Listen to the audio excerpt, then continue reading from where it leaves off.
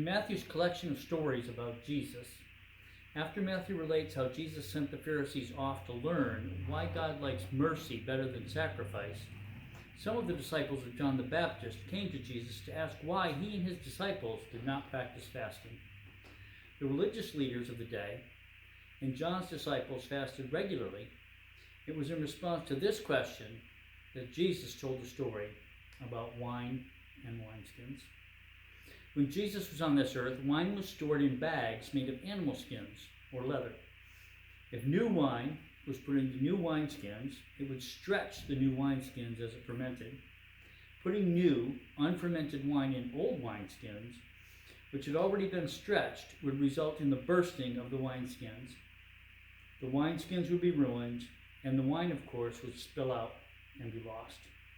For those of you who don't enjoy wine, let me break it down for you. All the work of picking and crushing the grapes and collecting the juice would be for nothing, and dinner would be a much sadder affair. Jesus said, "And no one pours new wine into old wineskins.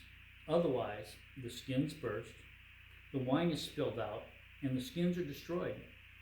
Instead, they put new wine into new wineskins, and both are preserved." Jesus brought a collection of new and different ideas and practices into this world. He inaugurated a new dawn of God's favor towards people and God's presence with people. The kingdom of God was going to manifest itself much more powerfully and apparently. But the new attitudes and practices that he advocated did not fit into the predominant patterns of behavior or the cultural norms of his day. They were provocative, disruptive, and subversive. They could not be assimilated into the typical lifestyles of his day. They were not amenable to the institutional structures of his day.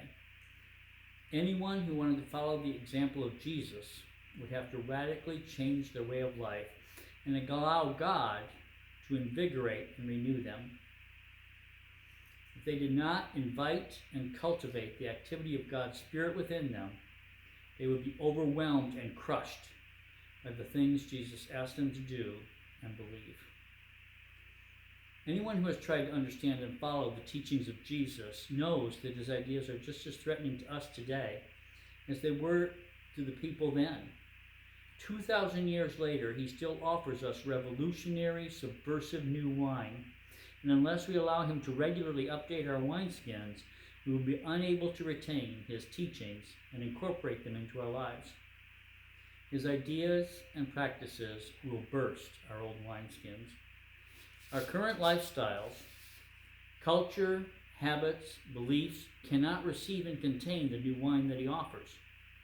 To receive the new wine, we have to be willing to change wineskins. Imagine a married couple who wants to have a baby without making any changes to their home, their finances, or their schedule. They want to be effective parents, but they don't want to learn any new skills or practices or habits. Imagine someone who wants to get a job or a better job, but doesn't want their job search or their new career to in any way interfere with any of their other activities. They are also completely unwilling to accept any job that requires further education or training. That's what it's like to imagine that we can become the people Jesus wants us to be and make the kinds of changes in the world that Jesus calls us to make without inviting him to restructure our life to accommodate his mission.